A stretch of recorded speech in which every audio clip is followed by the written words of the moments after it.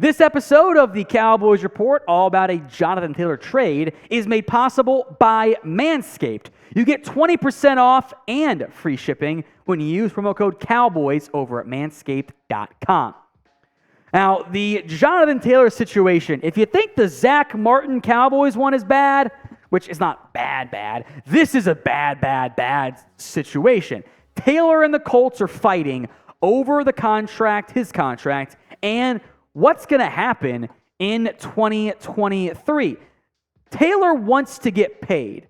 The Colts, meanwhile, don't want to pay him, and Taylor has requested a trade. The Cowboys are so frequently linked to some of the top players out there. It's all kind of dicey from that perspective, and it's worth discussing as it relates to the Cowboys. Now, who here is subscribed to the Cowboys Report? If you are not, what are you waiting for? We do videos multiple times throughout the week, not just every day. It's kind of more like, 8, 9, 10, sometimes 4 in one day. We did that last week. It was a crazy day there. So make sure you're subscribed for more free Cowboys videos. Let's try as best as possible to explain this disastrous situation right now in Indy. Taylor is looking for a large new deal. He wants to be paid among the highest paid backs, period. That's not happening at all right now across the NFL, and Taylor was, quote-unquote, visibly unhappy in the running back Zoom to vent and complain about the current market. You had owner Jim Irsay subtweeting Taylor about, the CBA is the CBA. His agent is clapping back as well on social media, liking tweets about a trade, and then it came out Taylor has publicly requested a trade. Ownership has said no to him. We're not going to trade you. Now there's a report that Taylor has a back injury that he didn't disclose to the team. And if that's the case, he'd go on the NFI list with a did not disclose designation. The team would then not pay him. His contract was told if he did not play. Taylor says, no, I'm healthy. I'm fine. Is it leverage? Is someone lying? It's a mess. It is a mess in Indy. This is a relationship that is heading towards divorce. And it's an ugly divorce where the lawyers are involved and everything's fighting. They're arguing over custody of the kids. They're making up claims against it. It's a disaster. At some point, Taylor will not be on the Colts. That's the way it seems. So could he end up in Dallas via a trade? Could they be aggressive enough, potentially in light of the Ronald Jones suspension? Y for yes, N for no. Will the Cowboys go out and trade for Jonathan Taylor? This is today's pinned comment. So if the ad comes here on YouTube, take advantage of it. Head down there and let us know. Some pros and cons here. First pro, you're adding a top 3 back. You're kind of getting a player in the same range-ish of what Zeke was at his best. This really helps out your ground game. A Taylor-Pollard combo, that's the best running back duo in the NFL. It would also be aggressive to win right now. The big cons here, the Colts don't want to trade him. Taylor wants a massive contract, and you have others to pay as well. Now, Taylor the past 3 seasons has been really good. 232 carries, 1,000 yards, and a down year, he averaged 4.5 yards per carry in a down year. That's still very impactful for what he did in 2022, 2021. He was the best back in the NFL, but every time a player leads a back in rushing, most times, they tend to decline from that perspective. It would fix your running back room if you have concerns about it right now. Pollard, Taylor, and Deuce Vaughn, maybe a Davis Dowd will get mixed in there. Obviously, Ronald Jones suspended for 2 games now. Not the end of the world for the Cowboys. Stinks, but just, whatever. You add Taylor, man, you're in great shape. But that's expensive. And the issues are why it probably doesn't end up happening. We'll go into those, but first, having some issues off the field, make sure you're using Manscaped's top-of-the-line products. They're giving you 20% off and free shipping when you use promo code COWBOYS over at manscaped.com. That includes the Performance Package 4.0. It has everything you need to guarantee you'll have the most mouth-watering treats at your summer party this year. Get it from that perspective? Does that make some sense right there? Lawnmower 4.0, the Weed Whacker 2.0, ball toner, ball deodorant, the most comfortable boxers known to mankind. Manscaped is the perfect way to get your patties sizzling hot this summer.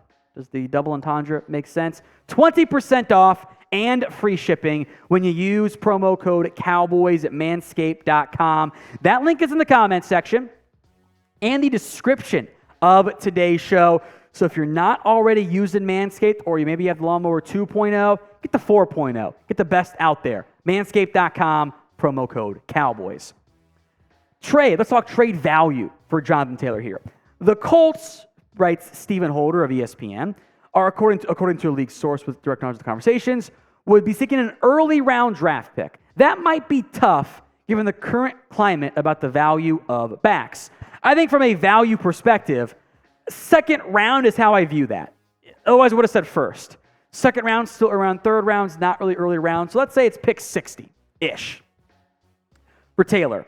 It's a lot to give up to either then pay him or let him leave in free agency, in theory. Also worth mentioning, the Cowboys aren't great on second rounders anyway. Oh no, we don't have Tristan Hill now. Oh no, we don't have Kelvin Joseph. What are we going to do? Still a premium pick to give up that you needed to be doing better on. There's also this part too. Publicly, at least, the Colts say they're not going to trade him away. We're not trading Jonathan, Jim Irsay said. End of discussion. Not now and not in October. That directly refers to, clearly, the trade deadline for the NFL. So do you even want to trade for Taylor? Some of the money aspect, which is oh so big here, the money aspect coming up next here. Do you want to trade for Jonathan Taylor? T for trade, P for pass. Go vote in the comment section. What I think Taylor wants is somewhere in that Alvin Kamara range for contracts. He wants to get 14, 15, 16-ish million dollars per year. The problem is that's approaching $10 million more than what Miles Sanders got. Now look, Taylor's a better player than Miles Sanders, and it's not even about the APY, the average per year. It's the guaranteed money too. You know, the guaranteed money for backs is not very good. Derrick Henry got 25. McCaffrey and Kamara got 34 to 36. Bijan Robinson is a rookie who got almost 22 because that was a predetermined contract situation. If you're paying over $20 million to a back, that's a big-time outlier deal since not many of them are getting the heck. We're talking about most guaranteed money, and the franchise tag players like Pollard, Jacobs, and Barkley are almost on here. That's not a favorable market. And there's this. Even if Taylor hits the open market next offseason in free agency, it is a oversaturated market with a bunch of great football players who are available. Derrick Henry's a free agent. Josh Jacobs is a free agent. Now, some of these guys could probably get tagged, sure, but Eckler probably won't be tagged. J.K. Dobbins, DeAndre Swift, if those two guys are healthy. Saquon Barkley. The running back market right now, my friends, is loaded. It is in really good shape. And, of course, there's also Tony Pollard, who was more efficient last year than Jonathan Taylor. The Cowboys have avoided paying another $20 million running back room, even though they're still eating some of the Zeke Elliott dead money. I am doubtful that this current regime wants to then go, okay, we gave a bad deal to Zeke, let's give the same deal to Jonathan Taylor, and this time it'll be different. I think there's some big doubts there. Also, from the Cowboys' self-imposed mindset, they got a bunch of players due for new deals. If you're giving Jonathan Taylor $15 million, are you going to give it to Terrence Steele now? I'm not sure, frankly, if Tony Pollard's even in their long-term plans at the position, but you're going to give Micah like $30 million. You want to give Jaron Kearse a new deal. Tyler Biadasz maybe gets a new deal. Dak Prescott, Zach Martin wants some more money. I think in the end, paying your offensive line, namely in this case Terrence Steele, I think has a bigger impact on your football team than paying a back. Relative to their positions, let's say it's $13 million.